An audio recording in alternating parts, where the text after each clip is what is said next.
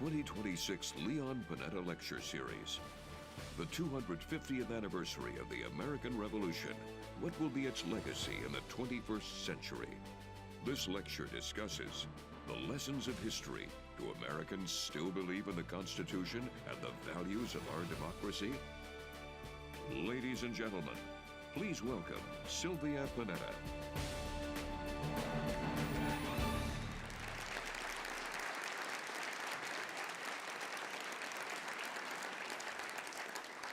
What a wonderful turnout, and welcome.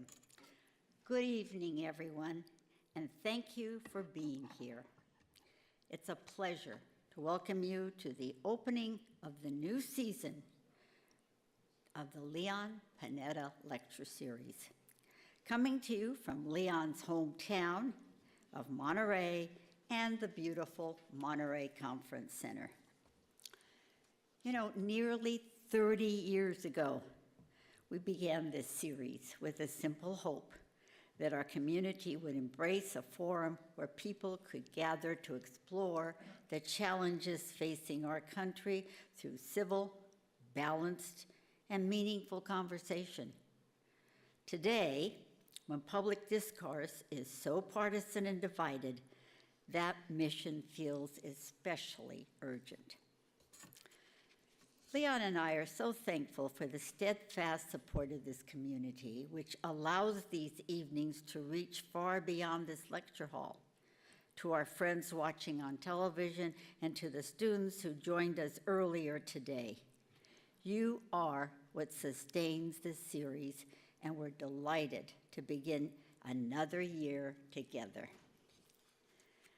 This year, our nation celebrates the 250th anniversary of the signing of the Declaration of Independence and the start of the great experiment of the American democracy. Across the nation, preparations are underway, a celebration of the courage, of the foresight, and of the democratic conviction of our founders. Yet, this anniversary arrives at a moment when many Americans are uneasy about the durability of the very principles the founders advanced. In consideration of this complicated milestone, this year's lecture series looks ahead and asks, the 250th anniversary of the American Revolution, what will be its legacy in the 21st century? Our discussion tonight begins with a focus on the lessons of history. Do Americans still believe in the Constitution and the values of our democracy? America's confidence in our democratic institution is being tested. There are concerns about the erosion of checks and balances, the lack of congressional oversight, and attacks on the free press and the diminishing of the basic civic norms that have protected our democracy throughout history. From the Civil War to McCarthyism to Watergate to January 6th, our democracy has been tested before, and each time it has proven its resilience. Can it do so again? Leon will discuss this theme with two celebrated presidential historians and two award-winning journalists. Now, our first guest is the Catherine Sanoff Brown Chair in Humanities and Professor of History at Rice University, a CNN presidential historian and contributing editor at Vanity Fair. He received 8 honorary doctorates in American Studies and works in many capacities in the world of public history, including on boards, museums, colleges, and historical societies. He has published best-selling books on the presidencies of Theodore Roosevelt, Jimmy Carter, and Ronald Reagan, and he's covered subjects including American foreign policy, the Louisiana Purchase, D-Day, the Vietnam War, the Civil Rights Movement, and Hurricane Katrina. The Chicago Tribune dubbed him America's new past master, and the New York Historical Society named him as their official United States presidential historian. 6 of his books were named the New York Times Notable Books of the Year, and 7 became the New York Times bestsellers. So please welcome Dr. Douglas Brinkley. Thank you, Sophie.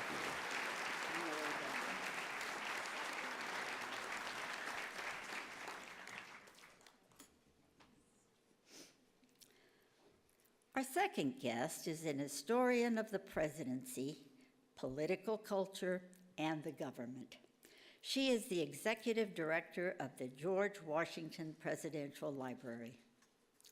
Before assuming her current post, she was a senior non-residential fellow at the Center for Presidential History at Southern Methodist University and an historian at the White House Historical Association.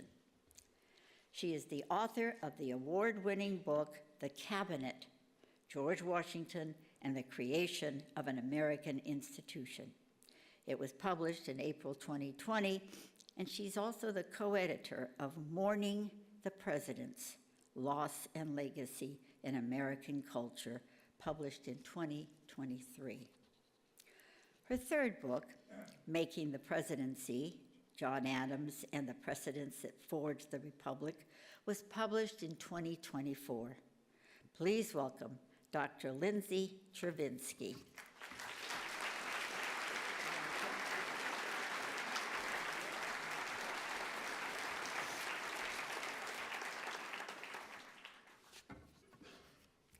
Our next guest has been a columnist for the New York Times since 2001.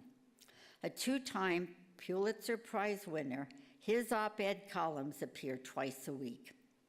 After joining the New York Times in 1984, initially covering economics, he served as a Times correspondent in Los Angeles, Hong Kong, Beijing, and Tokyo. He also covered presidential politics and is the author of the chapter on President George W. Bush in the reference books, The Presidents. In 1990, he and his wife, Cheryl Wu Dunn, then also a Times journalist, won a Pulitzer Prize for their coverage of China's Tiananmen Square democracy movement. They were the first married couple to win a Pulitzer for journalism and went on to write 5 best-selling books together. In addition to many other awards and honors, in 2006, he won a second Pulitzer for commentary on the genocide in Darfur. His most recent book is the memoir, Chasing Hope, A Reporter's Life. Please welcome Nicholas Kristof.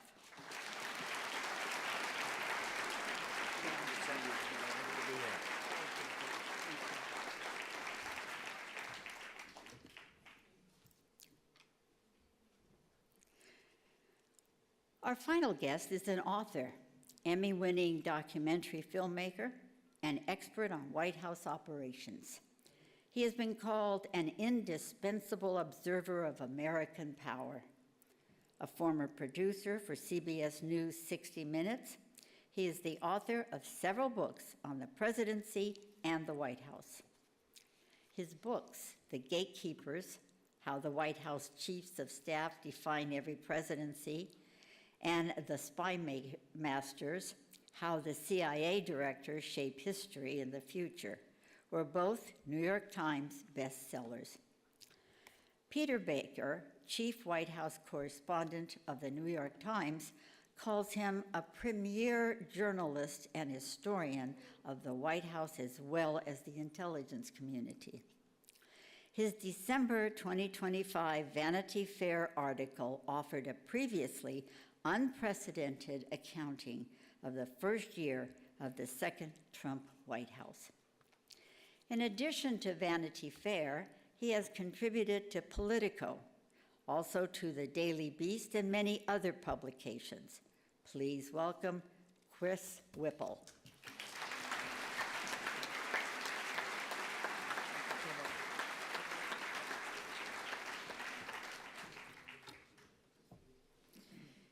And moderating our discussion is the man who created this lecture series, the former United States representative for this district, and the former director of the CIA and Secretary of Defense. He's also a former White House Chief of Staff, Director of the Office of Management and Budget, and Director of the Office for Civil Rights. As someone devoted to history, he has dedicated his more than 50 career years in public service to our democracy and to preserving it for future generations. So please welcome Secretary Leon Panetta.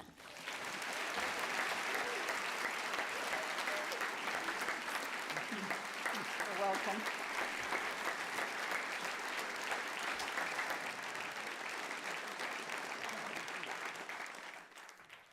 Thank you, and good evening to all of you, and welcome to this, our 2026 Panetta Lecture Series. This is our 29th year of bringing these discussions on our democracy to all of you.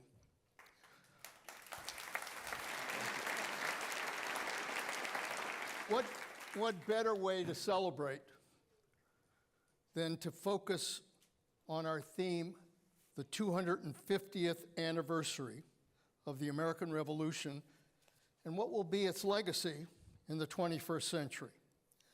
Tonight we look at the lessons of history. Do we still believe in our Constitution and the values of our democracy? Our values are spelled out in the Declaration of Independence in a very historical sentence. We hold these truths to be self-evident, that we are all created equal. Our rights and freedoms are spelled out in the Constitution. Freedom of speech, of assembly, of religion, of the press, fidelity to due process, the rule of law, the right to vote, to bear arms, to be free from unreasonable searches, and yes, to the truth. These are our values, our rights, and our freedoms. And they define who we are as a people. Today, there's no question that they're being tested by events here at home and events in the world. And they're also tested by deep political and partisan divisions in our own country that are trying to drive us apart. But whether you're Republican or Democrat or independent, or whether you're from a red state or a blue state, I firmly believe that all Americans embrace our values.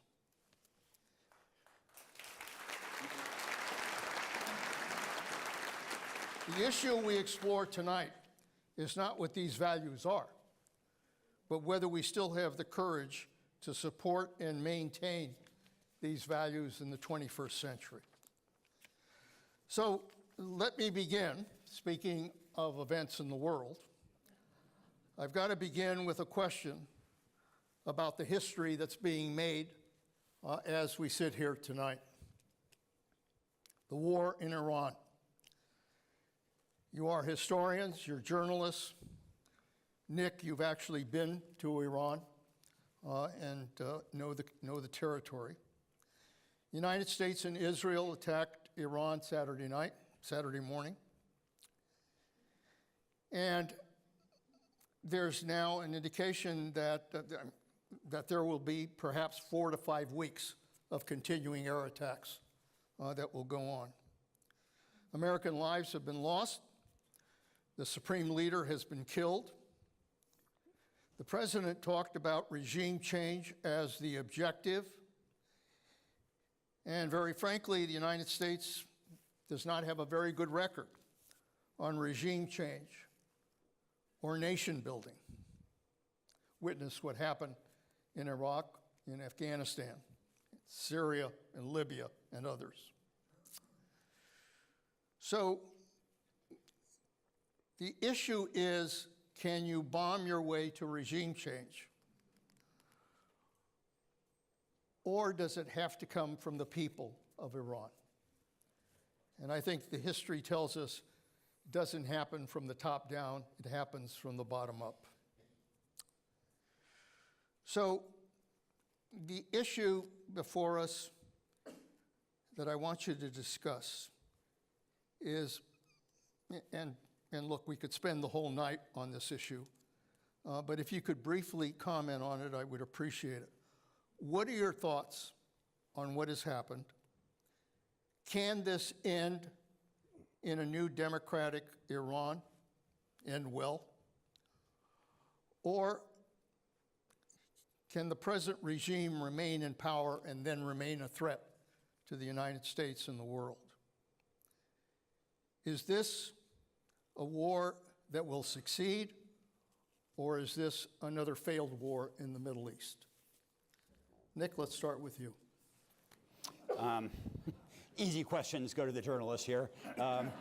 So first, let me just say, to Leon and Sylvia, thank you so much for bringing us here, for convening this discussion, and for all you do to inspire young people toward a life of service. So hugely appreciate it.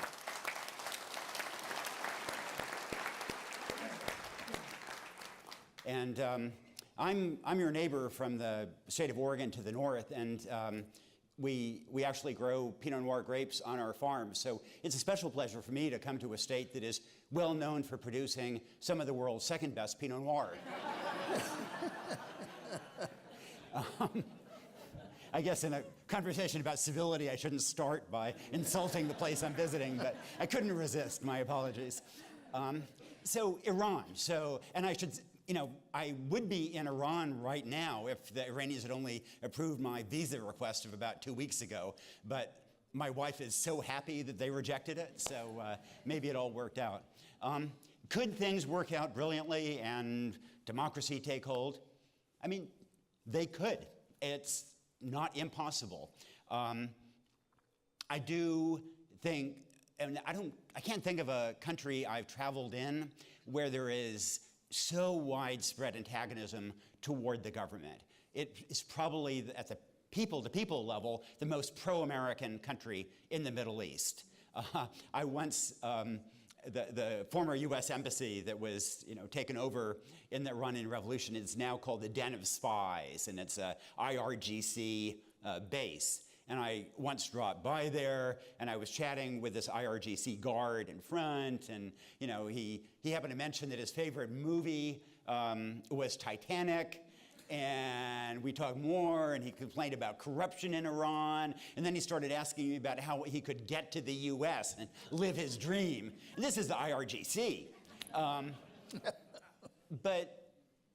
So is it possible that everything will work out? It's possible, but I think that would be an absolute best case, unlikely scenario. And I think it's a huge mistake to declare war as on the basis of best case assumptions.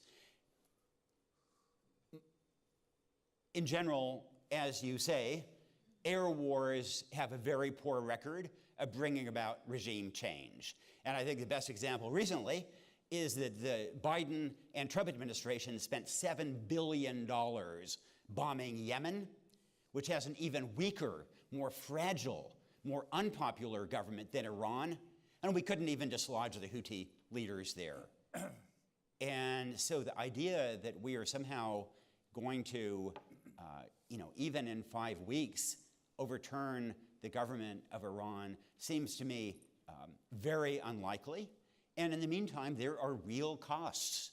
There are, as of a little bit ago when I checked my phone, we're up to 6 U.S. service people who have died. That number will increase. We've obviously lost the girls who were at this girls' school that was apparently inadvertently bombed. Oil prices are up. And it is quite possible that if the regime is overturned, it'll actually be the IRGC that will take over rather than Democrats. So I see enormous risks ahead, limited likelihood of success, and meanwhile, maybe the most basic question for a president is, does his policy make us safer? And there was no imminent threat. The Iranian nuclear program was buried under rubble. Its proxies were on their heels. There was some prospect of change after the supreme leader, who was 86 already, after him. And it is possible that instead of accelerating that change, we also actually calcify the process. So it seems to me this is another vainglorious effort to reshape the world and tackle a genuine problem with a military toolbox that is ill-suited for the aspirations that we're applying to it.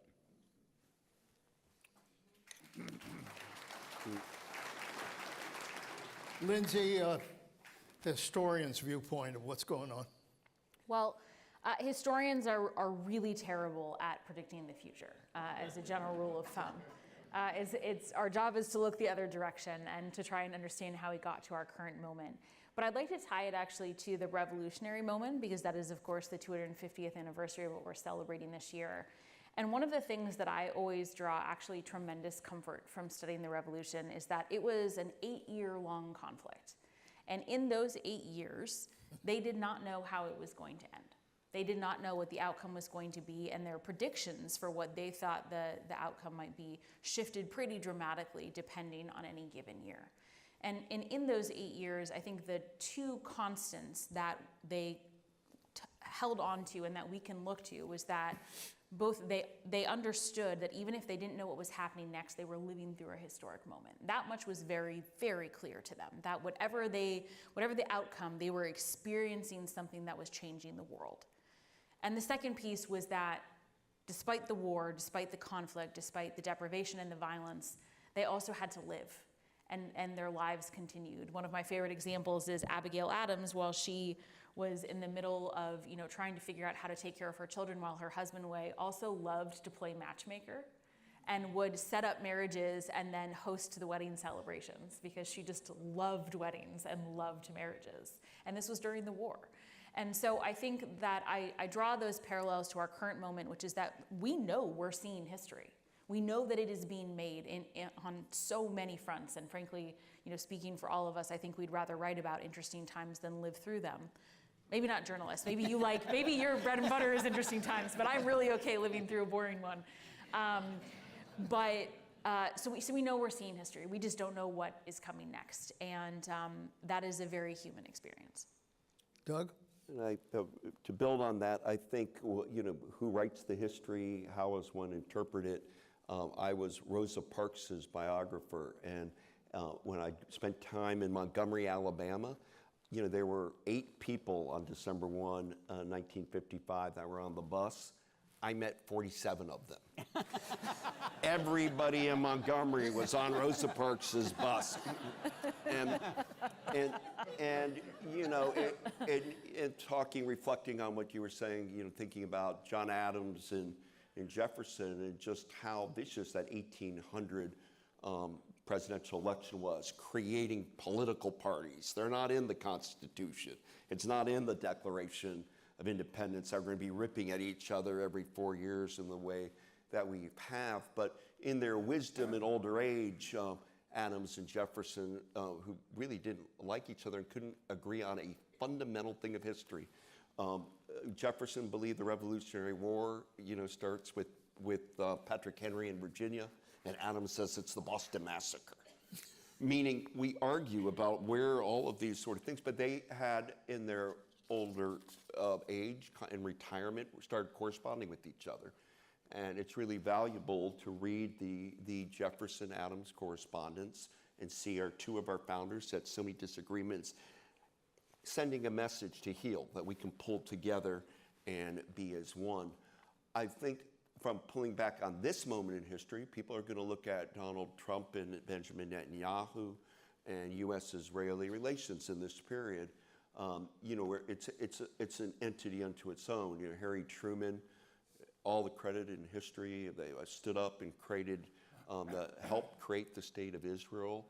But there was dissension in the Truman administration by George Marshall and James Forrestal and others about Israel. And then since then, you can look at how different presidents' relationship with Israel evolves or devolves and all of the rest.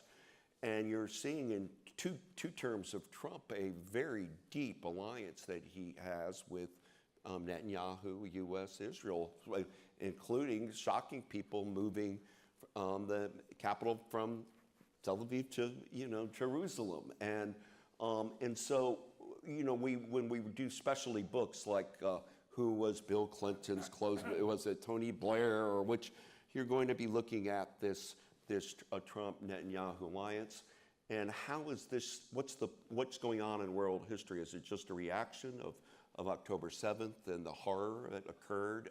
Is it about Israel, Gaza, or is this a geopolitical realignment going on here that Israel is going to be a superpower in that region, and Iran has been a nuisance to the United States from a long time. Jimmy Carter, as you remember, invariably with the hostage crisis, refused to, nobody's going to die. The only time I saw his born-again Christianity kind of really come policy, I mean, even talk when they try to do a rescue of the hostages about using rubber bullets. I don't want somebody to get killed over there. And Carter really didn't win politically on holding out and not bombing Tehran, going in there and bombing Iran. He just waited and negotiated. And at last they got freed only when Ronald Reagan was inaugurated.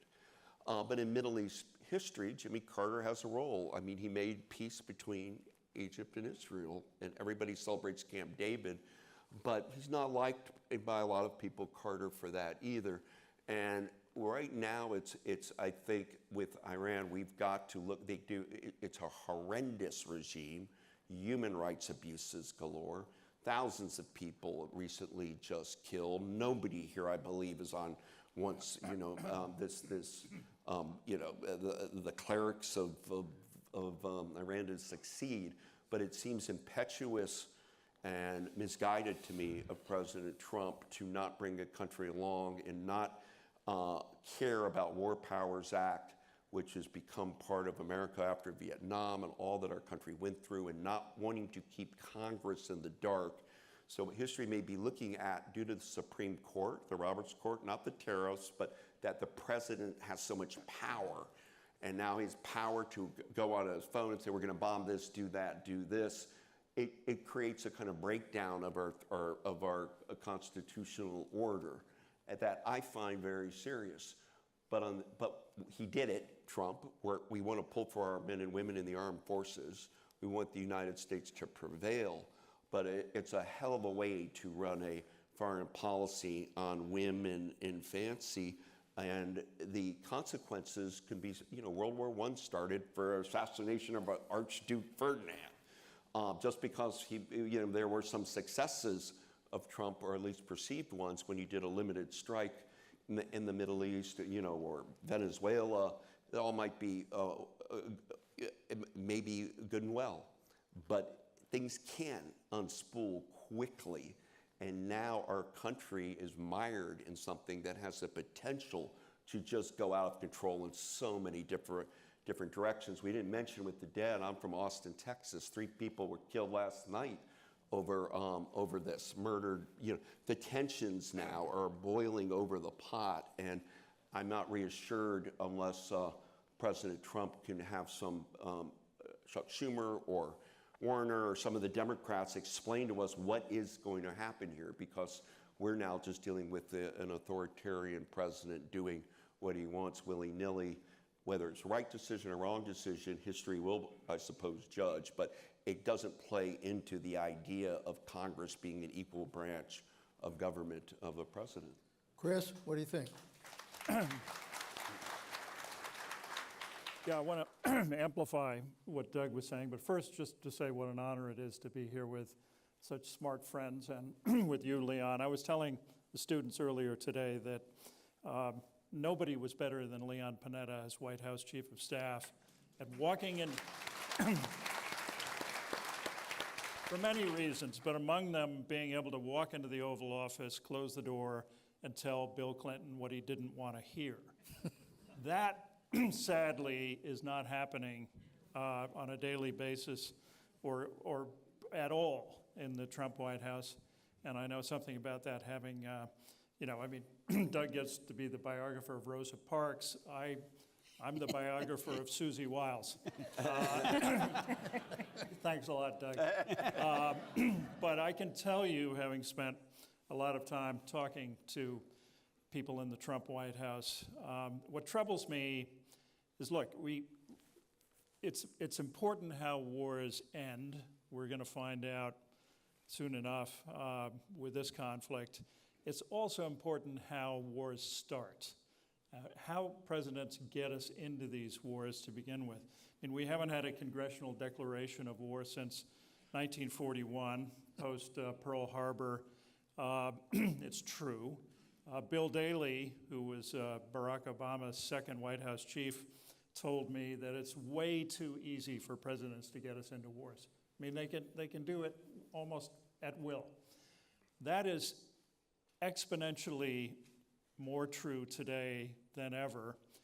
None of us knows how this war will end, at least of all Donald Trump, I would argue, because he is somebody who is incapable of being briefed. I wrote a piece in the Washington Post during his first term called The Unbriefable President. CIA briefers would come in and try to brief him, and he would simply talk over them. There's been no process to speak of in this walk up to this deadly war. Usually in a White House, you have some consultation with Congress. A president tries to make a case to the American people, and there's a thorough process in the National Security Council weighing risks, and every principal is there to weigh these decisions before they're made. That's essentially gone. This National Security Council has been virtually gutted, and foreign policy is being made, and war is being declared by whim. And that's a very troubling place that we are in the current day. Let me ask you, Nick, a quick question. I was a little surprised that, by the fact that there were Arab countries that were saying to the United States, don't do this. And I think we're trying to say, don't get into war right now. We don't need it. But Iran, in its response, suddenly goes after, I think, almost 8 Arab countries. Now, I know we have bases there, but they're hitting the UAE, they're hitting their capital, they're hitting hotels. It's pretty devastating. Did they make a mistake, or did they have some reason to start bombing Arab countries and not just Israel and United States bases? So there is an underlying tension, and my understanding is that MBS in Saudi Arabia was actually telling Trump, go ahead and hit Iran, that the others were not, but that Saudi Arabia was. But it is odd that Iran is striking the neighboring Arab countries more than it's striking Israel, for example. And I think the reason is that Iran is trying to push Trump to back off. I think that Iranians think that Trump does not have staying power, that the U.S. does not have strategic patience, that it does. And I think that it thinks that the neighboring Arab countries like the UAE, like Qatar, like Kuwait, are very vulnerable, which is absolutely true. And that if it puts pressure on them and closes the Dubai airport, for example, closes or limits oil shipments out of the Strait of Hormuz, then those countries will in turn put pressure on President Trump to find an escape route, take an off-ramp. And that's possible. There's also the risk for Iran that instead the Arab countries will get so indignant that they will themselves strike Iran or allow their bases to be used to strike Iran. So it's, I think, a calculation that Iran has made. I don't know if it's correct. Yeah. Okay, well, obviously we all hope for the best here, because there are young men and women who are being put into harm's way. And we in the very least need a clear objective. It would be nice to have a clear strategy, and it would be nice to have an end game as to where we're heading. We have great tactics, but a confused strategy. Yeah. Let me turn to some of the subjects we wanted to cover. Checks and balances in our democracy. I mean, look, we've had presidents who've sought additional power. Jackson, Lincoln, the Roosevelts, Truman to some extent, others, and now Trump. One of the checks and balances is the Congress. And it strikes me that the Congress is so dysfunctional right now, so divided, that it's unable to govern. And to some extent, by virtue of its dysfunction, it's almost inviting presidential power because they can't even govern together. They can't act. Why is Congress failing to be a check? So I think there are a couple of key factors. I mean, there have been ebbs and flows over the course of American history where you see strong presidents and then periods of time where it's almost hard to remember who was president. If you play that game where you try and list them all, there's a reason people stumble when they get to the 1840s and 50s, and they stumble when they get to the 1880s and 90s. It's hard to remember who was there because Congress was at its sort of peak power in those moments. And so that ebb and flow is quite natural. What I think is unusual about this moment, and I wouldn't say it's just right now, I think this has been a process that started a couple of decades ago, but it has accelerated in the last couple of years, is that Congress is willingly relinquishing its power as an institution. And this was something that the framers, while I did expect that there would be partisan politics, and I know we're going to talk more about that later, they thought that in the course of human history, humans tend to be jealous of their own power. They don't want to give it up reluctantly. And institutions tend to be jealous of their own power and are not willing to give it up reluctantly. And so the fact that Congress has not only failed to practice oversight over the presidency, but it's also failed to practice oversight over the Supreme Court. Until the end of the 20th century, Congress regularly decided what was Supreme Court jurisdiction because that is their right under the Constitution, and they have stopped doing that. So as an institution, they have laid down and just abdicated their authority before these other two branches, inviting the increase in power in a way that I don't think we've seen in American history. And that is partly because we don't have strong parties that are facilitating sort of cross-party cooperation and community building, so there isn't a sense of being a congressman as an identity. But I also think it is this increasing what we would call the C-SPANification of Congress. And this really started with Newt Gingrich, where when you're in Congress and you're giving speech, you can give a speech to an empty chamber. It doesn't matter if it's being streamed on television. And so I think that a lot of the incentives have shifted away from having a strong identity as an institution and towards how much money can you raise with a TV hit. Doug? There are no profiles in courage, or very few going on right now. If you go look at, say, Franklin Roosevelt, who won the big election in 1932, Great Depression, brought in the New Deal, all of those programs. Then he won again in 1936. And he didn't like that he was being stymied by the Supreme Court on some of his New Deal measures, executive orders getting booted back and this like. So what did FDR do in early 1937? He tried to pack the Supreme Court. He tried to go from 9 justices to 15. Now, this is not a bunch of dorm room, banter, like, maybe we can do it. He went for it, Roosevelt. It's incredible hubris. And who stopped him? Democrats in his own party. Southern Democrats said, no, bridge too far. To their own guy who just won the big landslides, EFDR, no, we're not doing it. Look at Richard Nixon in the woes of the Watergate years.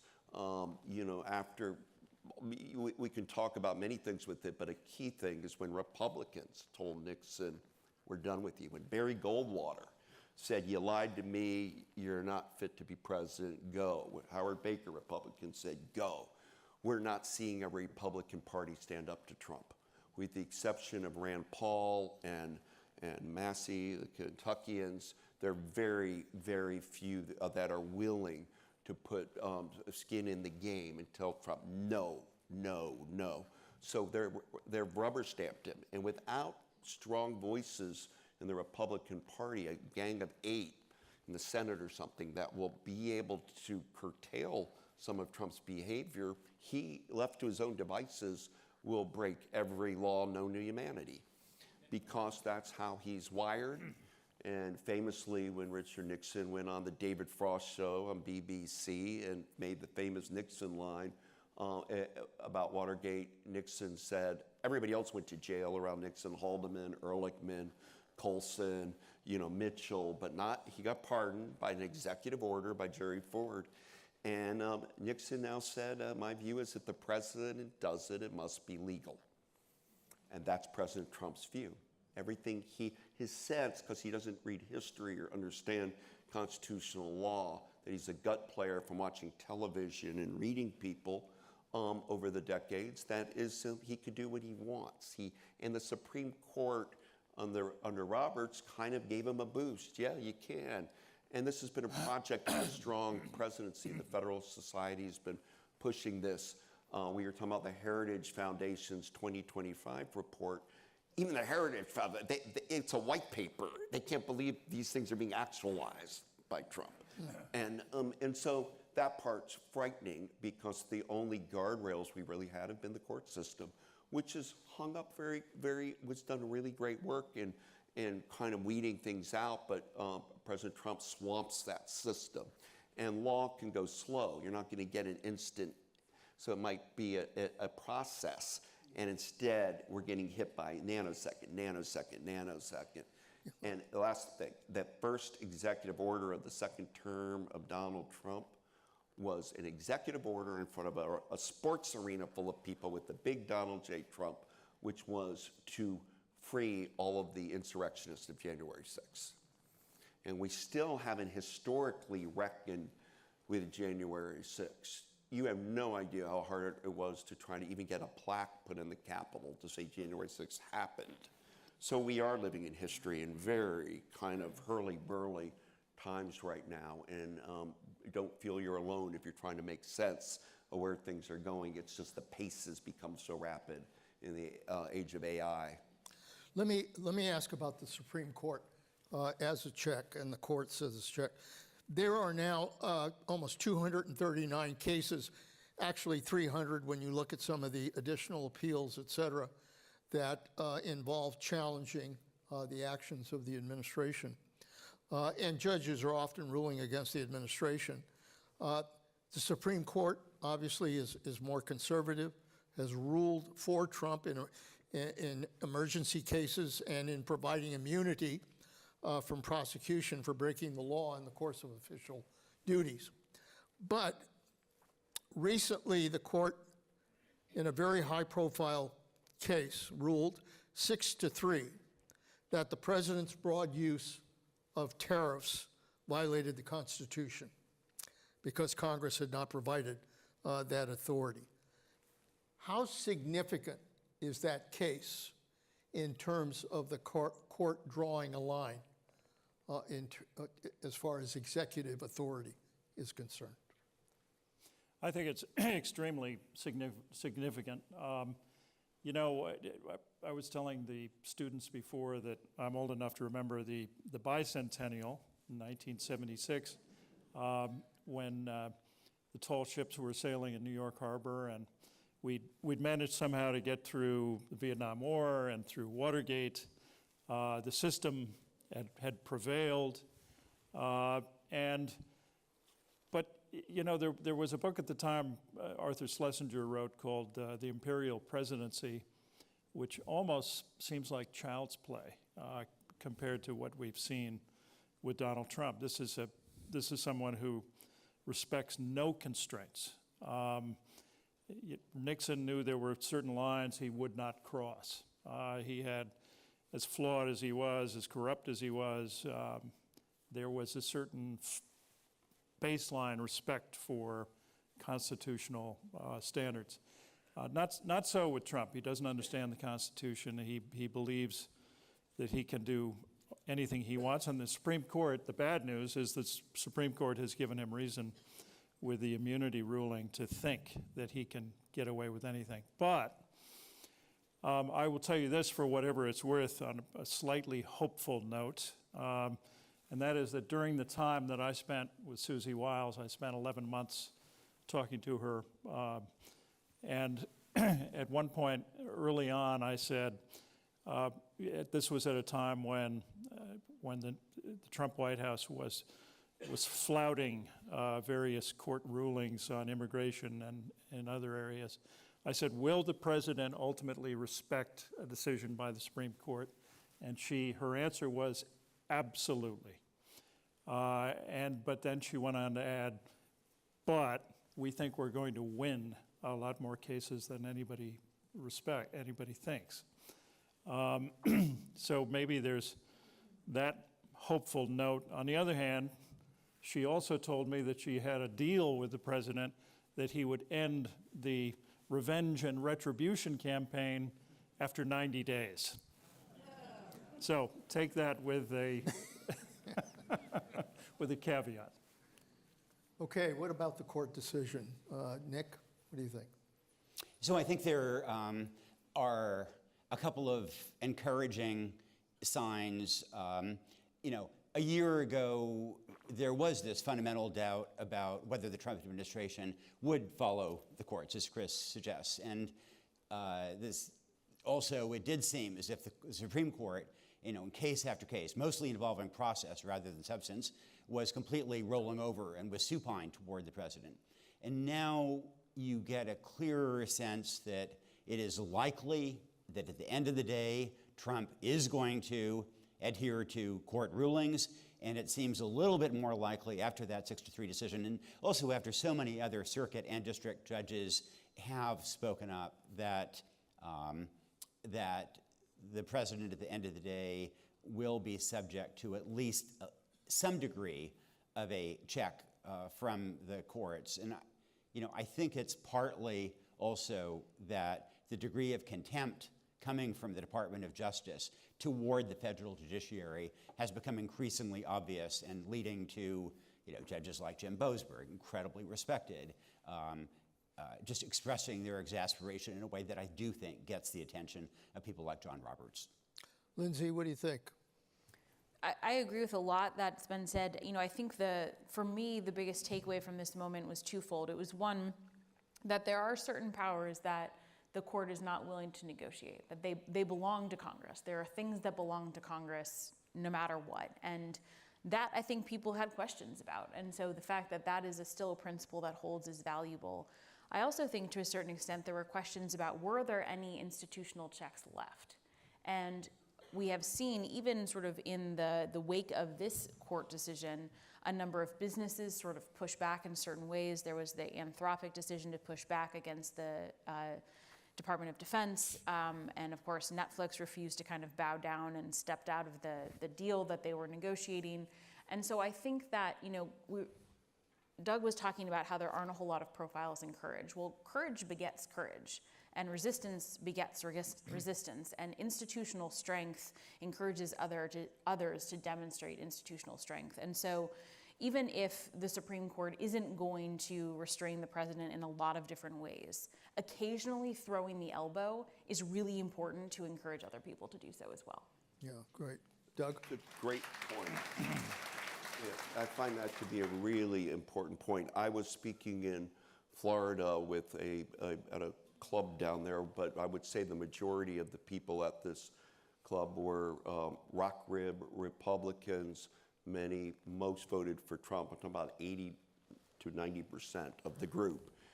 But this was just a few weeks ago. They were so glad the Supreme Court did what there's like the George W. Bush Republicans are together with the Obamas and Clintons and all because of they never liked the tariffs. The Chamber of Commerce didn't like the tariffs. Now people aren't going to get repaid money that they were supposed to get. And the fact that the court spoke, 6-3, said we're not rubber stamping, brought a kind of a palatable relief even to a lot of Republican conservatives that said, thank goodness we're not going down this road. And it makes, I think, suddenly the Supreme Court looks more viable than it had. We waited a long year on those tariffs. And if you guys want to see some warped history, go look at the plaques Donald Trump's put up in the White House, lined up one after the other. You know, Barack Hussein Obama was, I mean, the ugliest stuff, and the Biden crime family. But I went through at the White House, and you could see them all. But the one thing that was capitalized on these plaques everywhere was tariff, capital T. You know, in this only little paragraph you get on a bronze plaque, it's like, you know, Grover Cleveland was a tariff guy like Trump. William McKinley was a tariff guy, you know, and that means a great deal to Trump. He has one consistency, is his tariff belief his entire life, really, and it just got thwarted by the Supreme Court, and it was a loss for him. But now we're talking about Middle East and bombing and deflection from Epstein files, and, you know. And it seems to me that you have a president that's a bit of a wounded animal that's operating at about 36% on a good day, and it could go down.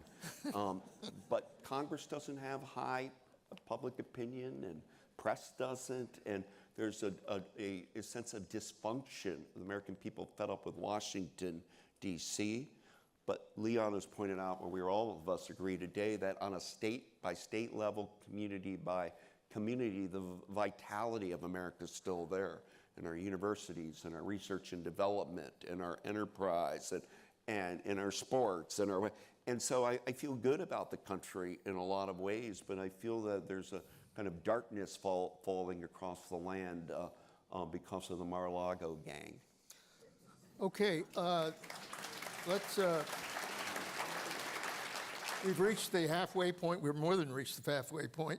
I'd like to take a moment to recognize our question review team, the people who are responsible for selecting the questions will be presented to our speakers. So I ask you to hold your applause while I introduce the entire group. Mike Clancy, who's with KSQD FM 90.7, David Kellogg, managing editor of the Monterey Herald, Doug McKnight, who's a reporter with KAZU Radio, and Pete Waversky, who is the managing editor of the opinion page of the San Francisco Chronicle. If you'd please give them a hand, I'd appreciate it.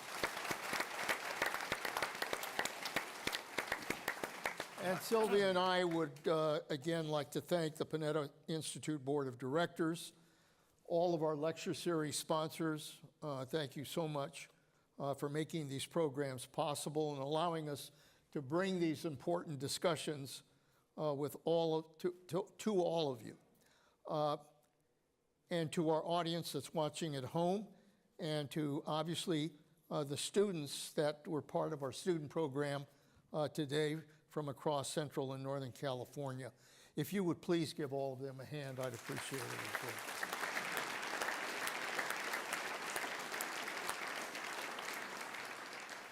All right, in order to make this go as fast as we can, I'm going to direct it to different speakers here.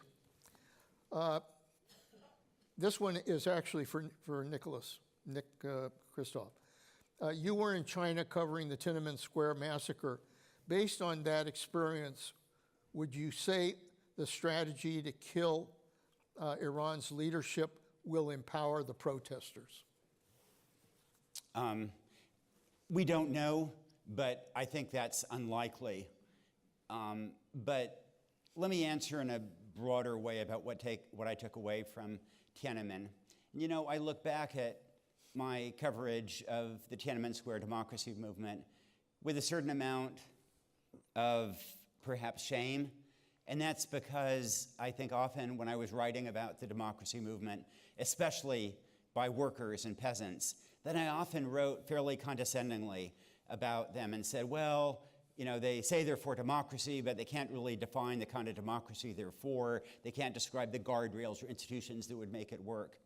And there was some truth to that. But that terrible night of June 3rd to 4th, 1989, when the troops rolled in toward Tiananmen Square, I saw displays of courage that I've never seen surpassed. And, you know, in particular, on the airport road, which I'm sure some of you have taken. At that point, it was just a 2-lane road. And there was a bus driver.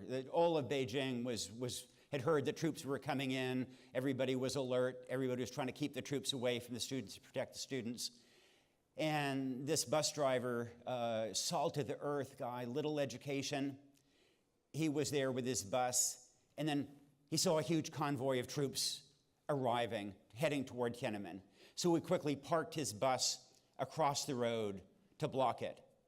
And he turned off the engine, had the keys in his hand, he stepped out. The convoy of troops rolled to a halt.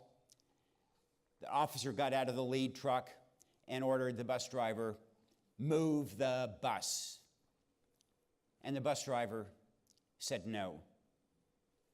And the officer pulled out his sidearm and pointed it at the bus driver and said, move the bus. And this is the evening, night of June 3rd. It's dark. The bus driver takes the keys to the bus in his hand, and he hurls them as far as he can into the high grass by the side of the road. And I think about that guy. He might not have been able to define democracy, but he was willing to die for it. And I've come to think since then, in the last 10 years, watching democracy struggle in this country, watching our own drift toward authoritarianism. And I've come to think that actually, those guys in rural China, those workers, that maybe they had a deeper appreciation for the value of democracy and democratic institutions precisely because they had suffered so acutely from dictatorship. And that actually, maybe we in this country have a great deal to learn from the courage of those Chinese protesters then and from the Iranian protesters today about our own country. Great.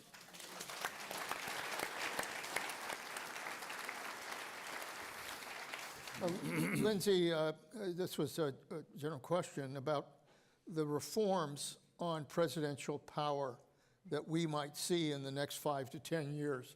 We had Watergate and reforms occurred then. We've had reforms occur with other presidents as a result of their presidency. What do you anticipate would be the reforms with regards to the presidency in the future? Well, first I just want to say that's an incredibly hard story to follow. Thank you for sharing that. So I think we can put the reforms into a couple of buckets. So there are things that I think we all pretty much agree on, that the pardon power is not working. And this was something that I think most people had a lot of discomfort with for a long time, and then we've seen sort of an explosion of that discomfort. Now, of course, the challenge with that is that's going to require a constitutional amendment. So there are some reforms like the pardon power that I think do require constitutional amendments, and that doesn't mean we shouldn't push for them, because amendments happen in bursts and they happen sort of unexpectedly, and we see them after moments of crisis, after the Civil War, after World War I and World War II, you tend to see this explosion. So they are possible and they should happen. There are reforms to things like corruption. I think that we should have much more stringent rules about what a president can do financially while in office, and maybe even perhaps their connections to family business. And that is not something that is just for this administration. I think there's a lot of discomfort with what can a president do to benefit, or even what can their family do to benefit. So I think the corruption piece is one that would only require legislation, so that is very, very doable. And I suspect that there will be a broad swell support for that, and hopefully a bipartisan one. Then I think there are sort of more institutional power reforms, the war powers, the ability to act in moments of emergency and crisis. And this is something that we have seen, really sort of emerged in Vietnam, where, as we have said, that there wasn't a declaration of war after World War II, and yet we have had a lot of conflict. And Congress at times has authorized force and then tried to draw it back, but clearly at this moment we do not have enough restriction on what the president can do in terms of use of force, and that needs to be mitigated. And then the last piece is what I would say is the intangible things. And so much of this goes back to George Washington, because Article 2 of the Constitution is incredibly short. And so even though we have passed bills and statutes that have tried to put into writing what we expect of a president, so much of that system is still based on norm and custom. And that was really the scaffolding of our political system. And it wasn't until we had a president who didn't care about the norms and customs that we realized that those are actually not really enforceable unless you have a sense of shame. And unless that's not supposed to be a laugh line, guys. It's not supposed to be a laugh line. And unless the American people care about enforcing the norms and customs. And so we need to find a way to enforce or to codify, to put in writing some of those norms and customs, and then to give them teeth. So, for example, the Hatch Act sets limitations about what you're supposed to do with politics and the White House, and yet it is toothless. And so it really is just an honor system. So I think there are a lot of things like that that we could put some real punch behind that would make a real difference. Okay, thank you. Chris, this is for you. Obviously a huge decision by Trump to order the attack that we've seen, but from your past reporting, how much do you think Susie Wiles, who's the president's chief of staff, controlled the flow of information that went to the president, and what kind of advice did she provide? How would that have differed from other chiefs of staff? Well, very hard to control the flow of information to Donald Trump. He works his phone all the time to the Tucker Carlsons and Steve Bannons of this world. And again, he's not someone who's easy to brief, as I described before. I think that the thing that fascinated me about Susie Wiles was during this 11-month process of interviewing her during Trump's first year, it was clear to me that she understood the pantheon of former White House chiefs, Leon included, that she was entering into. And she wanted me to believe, she wanted us to believe, that she was capable of telling the president hard truths. And so I got story after story about how I said, did you ever go into the president and say, wait a minute, are you sure you want to do a blanket pardon of all the January 6th insurrections? Shouldn't we look at it case by case? And she said, that's exactly the conversation I had. And she proceeded to describe how she lost that argument. Tie goes to the president. Time after time, she would try to give me examples of telling the president what he didn't want to hear, including the story about how we have a loose agreement, as she put it, that the revenge and retribution campaign will end after 90 days.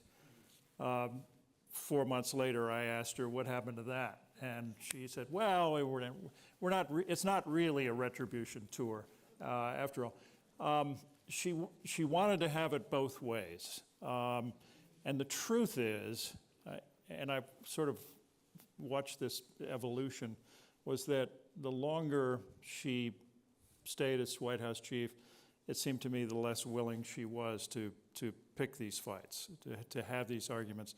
And she finally, at one point, said to me, you know, I've had other ex-White House chiefs tell me about these seminal moments when they came in and had to tell the president that something was unconstitutional.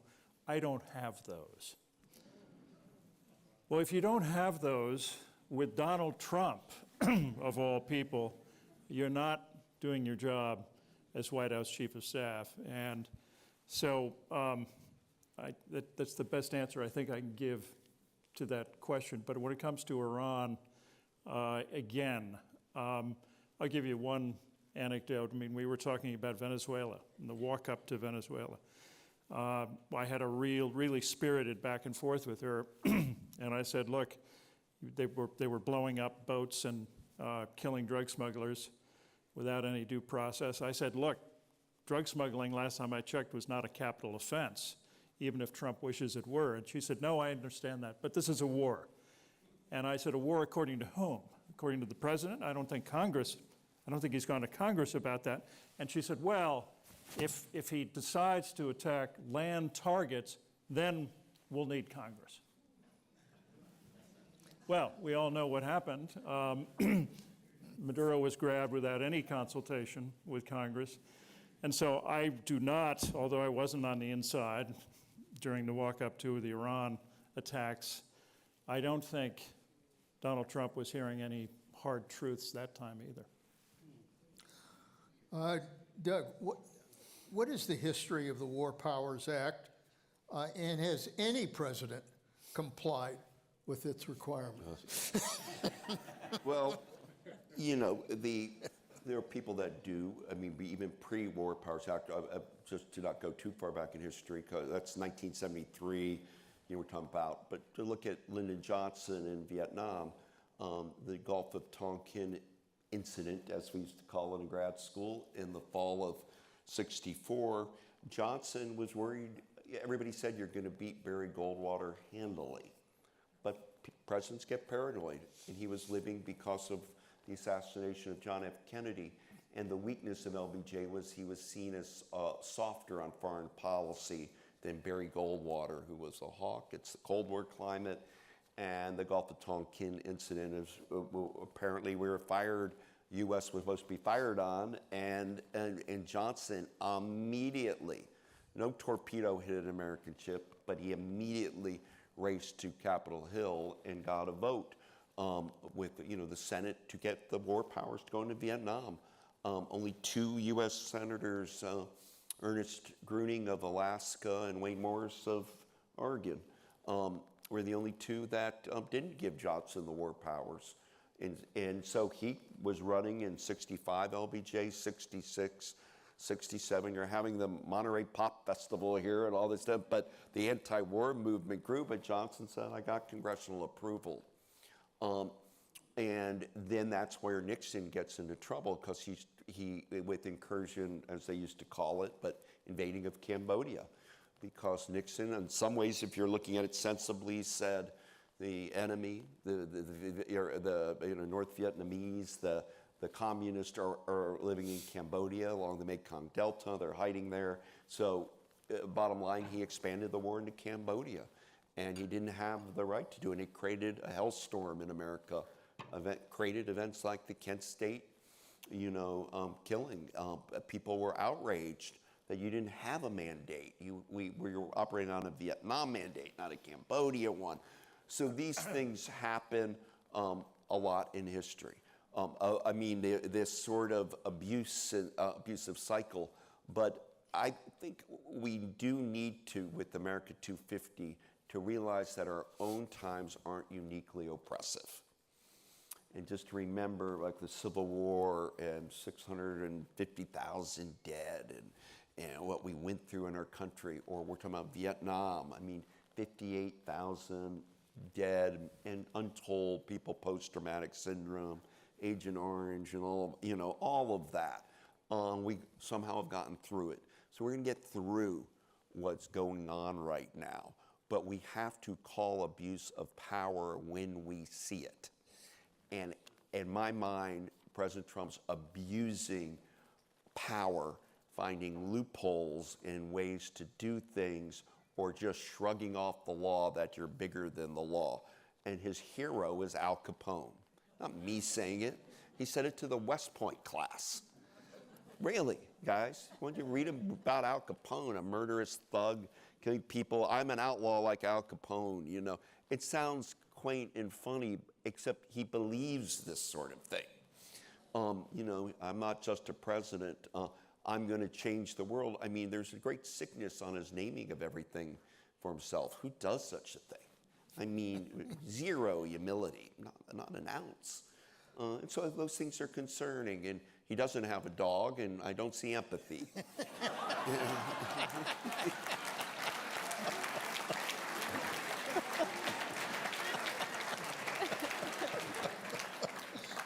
Okay, all you dog lovers out there. We should all chip in and buy President Trump a golden retriever. Yes. And Nick, let me ask you this. Obviously, one of the checks, important check in our system, is the right to vote. And we've got a midterm election coming up this November that many view as perhaps a check on the administration. But there are a lot of concerns that the president might try to influence that vote or reject it in some way similar to his rejection of the 2020 election. He's talked about the federal government taking over elections. In Article 1, Section 4, it makes clear that the times, places, manner of holding elections shall be prescribed by each state. That's pretty clear. The Constitution says the states shall run elections. What is your sense about that threat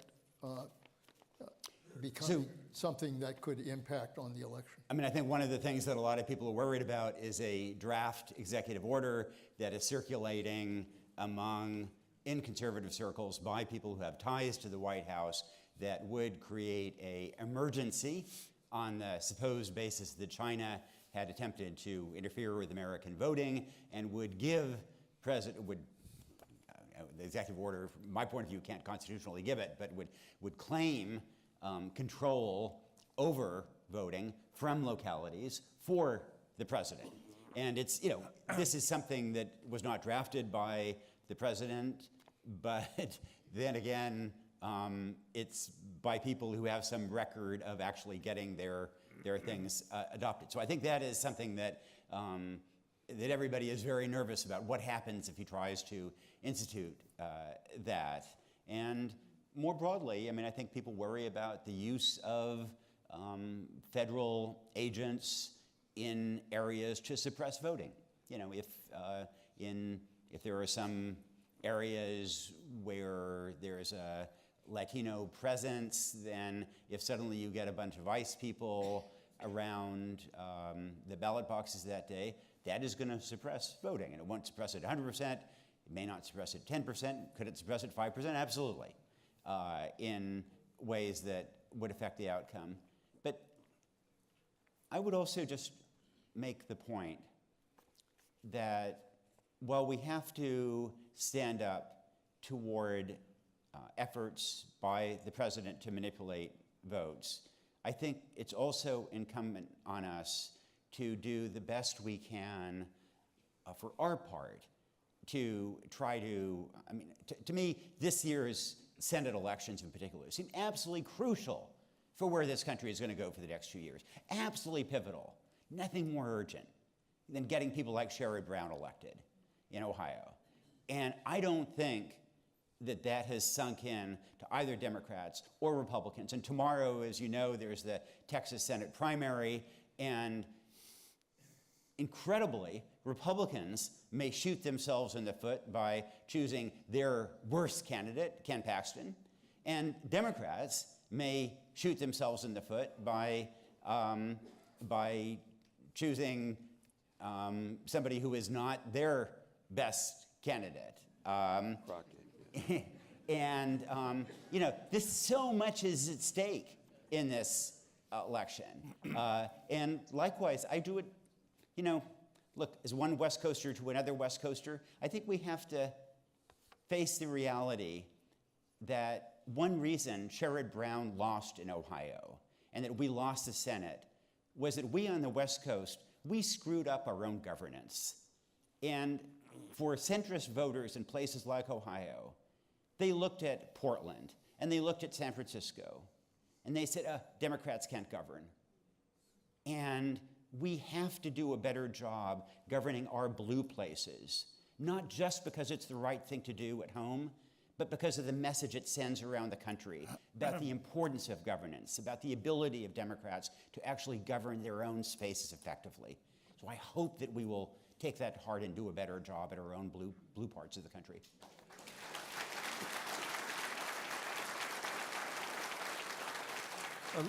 Lindsay, on immigration, America has a history of immigration going back to our founding. And we've had waves of immigration that have come from Europe, from Asia, from Latin America. And I think we truly are a land of immigrants. I'm the son of immigrants. There's growing concern, obviously, about immigration, that the system is broken. But rather than focusing on comprehensive immigration reform, which is something I was a part of when I was in Congress. We did comprehensive immigration reform on a bipartisan basis, and Ronald Reagan signed the bill. Right now, there's no effort at really trying to pass. I mean, frankly, the president could take a great step by recommending comprehensive immigration reform to deal with every aspect on immigration. But instead, there's obviously a focus on deportation and the problems that we saw in Minneapolis. Is what's happening with immigration part of a long history of conflict, or is this something different? It's absolutely just the latest chapter in a very long history. And this goes all the way back to the 1790s when, you know, the Alien and Sedition Acts have been in the news. But the Alien and Sedition Acts were actually 4 bills. And the first of the bills was a Naturalization Act that made it harder to become a citizen. It increased the number of years from 7 to 14. And it implemented a number of very onerous reporting requirements along the way because immigrants tended to vote for the Democratic Republicans. And so the Federalist Congress wanted to prevent that new voter base from coming in. Just a couple of years earlier, in 1793, when there was a yellow fever epidemic, there was a raging battle over what was the cause of this pandemic. And the Federalists believed that it was immigrants coming from the Caribbean that were bringing it with them. And the Democratic Republicans believed it was the cities being places of pestilence and sin, because cities were largely controlled by the Federalists. And so there was a conflation over debates over pandemics and immigrants. And that's just one example in the 1790s. Spoiler alert, they were both right. The mosquitoes were coming from the Caribbean, but then were thriving in the disgusting ports in the cities because there was no sewage. And we've seen this over and over and over again, where I think we see change over time is who counts as an immigrant, who counts as the right type of immigrant, who counts as a citizen. So I'm sure you've all seen those pictures of the Irish need not apply. Irish used to be considered not white. Same for Italians. Of course, there were good Asians and bad Asians. So there was a gentleman's agreement that Theodore Roosevelt made with the Japanese, who were considered the more civilized of the Asian nations, to try and keep some Japanese out, whereas the Chinese were seen as the lesser than. So really, I think the story of U.S. immigration is there have been moments where we have been principled in wanting to welcome in people to the United States, but those tend to be few and far between. And we welcome in people because we recognize that we need labor, and we recognize that we are often getting the best of a place who's coming here to make a better life. And that sort of brain drain from other nations into the United States has made us a stronger nation. But the current fights over it are only the latest chapter. And I agree with you. I mean, the goal, obviously, everyone wants, I think, a safe nation. Everyone wants a safe border. But as someone who was born and raised in California, I understand that we also need people coming into the nation in order to work here. And how lucky are we that people want to come to this place and make a life here and be proud of this nation. And that is an extraordinary privilege that I think we've forgotten. Great, thank you. Chris, I want to ask you, I've got a card here that talks about misinformation online and should it be regulated, but let me ask you, you know, the impact of social media is immense right now. And we did a poll for students as to where they get their information. They don't get it from television, they don't get it from the newspapers, they get it from social media. Yeah. So social media has a tremendous impact, and there's a lot of misinformation on social media. Yeah. How do you deal with that? How does the president deal with that? Well, I think, alas, the president simply contributes to the polarization. The Truth Social, I mean, we all saw how he portrayed the Obamas on Truth Social, and it's pretty ugly out there, but not much uglier than that. So I don't think there's any question about where the president stands when it comes to social media. Boy, that's a question way above my pay grade as to how we solve it. I had an experience speaking to a class of high school seniors recently in Greenwich, Connecticut, Greenwich Country Day School, really affluent bunch of kids, smart kids. And it turns out they all get their information from two sources. Around the dinner table with their parents. These are kids who have dinner with their parents. And TikTok. That was the answer, by and large. So it's a discouraging state of affairs, and you know, I'm an old media guy. I still go to sources that I trust that have been around for a while, so-called legacy media like the Times and the Washington Post and the Wall Street Journal. Nick occasionally suffers through the Wall Street Journal every morning. Nice character. But, you know, there's still plenty of great journalism out there and trusted sources. How we steer the younger generation to those trusted sources is a tough one. Can I say something? Sure. I did a book called Cronkite, Walter Cronkite, and it was, last year's, got to ask Cronkite what he's most worried about. Somebody who's followed everything from, you know, he was in World War II, and through space and Vietnam and everything. He was most worried about what you're saying with young people in particular, not giving access to the Wild West of the internet, with the iPhone, with go at it kid, you're 12 years old, with nobody telling them what's fact, what's not fact, what's a hate site, what's a misogynistic site, and it's no guide manual, and so we probably have to get back to schools, not just civics, not just teaching geography, but teaching a course at a young age. First off, a lot of schools are saying no iPhone in school, period. And number two, learning how to at least be able to identify information from conspiracy to misinformation in some realm. That would be a big leap forward if we could start doing that, I think, in our schools.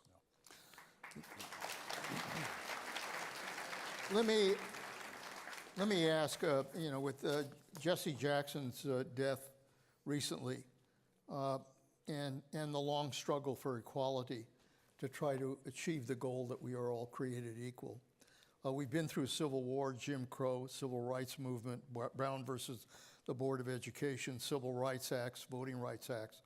But today, there seems to be, in the Supreme Court and the administration, has taken on diversity and affirmative action and possibly voting rights. The court has a decision to make on that. I guess the question is, have we become, and I think this is the argument the court uses, have we become a colorblind society, or are we still fighting the battle for equality? Nick?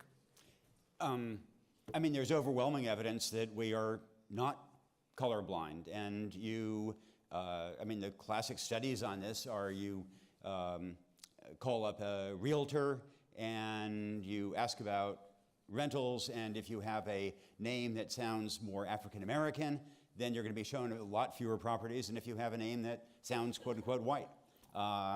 And same about applying for jobs. And I mean, across the gamut, every way you can tell, there is still a considerable cost to being African American, still continuing significant discrimination. And you know, there was a fascinating study in the NBA of NBA refs, and it found that NBA refs were more likely to call a foul on a player of a different race than themselves. This was true of white refs and black refs. And this caused a huge stir. The study got a lot of attention. The NBA was outraged. They said this was absolute nonsense, but it caused a lot of attention. And then maybe 6, 7 years later, there was a follow-up study by the same social scientists, 2 economists who'd done the first study. And they found that actually by the second study, this bias had gone away. And to me, the lesson was that if you actually confront these kinds of unconscious biases, if you talk about them, if you understand the human propensity for discrimination, for bias, then you can begin to overcome it. But you have to be willing to have these difficult, sometimes painful conversations about our own very human propensities to discriminate against people around us. Okay, we're in our concluding moments here, but I've asked this question to other panels, and I want to ask you, please give me as brief an answer as you can. But looking at our history and looking at what's going on today, are you feeling optimistic or pessimistic about the future of our country in the 21st century? Let's start with you, Chris. You know, my wife calls me the glass half full guy, so I tend to be an optimist about this stuff. I was there's a quote from Churchill, and Lindsay started this quoting Churchill, so I think I'm allowed to do it. And he said that, you know, you can always count on Americans to do the right thing after they've exhausted every other possibility. And that's sort of the way I feel about the upcoming midterms. Okay. Nick? We've tried it, and it's time. Go ahead. You know, we've come through such enormous trial. Look, the challenges today are absolutely enormous. Their risks are great. But think about what we've come through, you know, from the Vietnam War, Watergate, I was born, actually, when I was born in 1959, I was born in a hospital that discriminated, that had separate, black babies were born on one floor in maternity ward, a separate maternity ward for white kids. And I was concerned about this as a fetus, and so I arrived prematurely because the ward for preemies. We've got 1 minute. So. The ward for preemies was integrated, and so considering that. Optimistic. Lindsay? So he took Churchill, I'll take Lincoln. Lincoln said, I'm an optimist because I don't see the point in being anything else. I'm just not willing to give up on the country, and so optimism is the only option. Doug? Completely agree. I'm optimistic. It has to be. There's no other choice. You know, Theodore Roosevelt, FDR, Ronald Reagan used to say essentially that optimism's the oxygen of our country, that we've got to go forward and believe. And you can't be a teacher. I've been being a professor for a long time with a dour message because they're 18, 19, 20. Their whole lives are in front of them like a thundercloud. Okay. So you do hope. Hope. Thank you. The thing. Thank you. Ladies and gentlemen, that brings us to the end of our program, and I obviously want to thank the speakers who've been great. This is an important discussion that we've had tonight, and we've touched a lot of topics, and there are others that we didn't get to. But I think the bottom line is that we do have to remember that this is the greatest country on the face of the earth, that Americans believe in our values and our Constitution, and that ultimately is what will always protect our democracy in the future. Thank you for being here, and good night.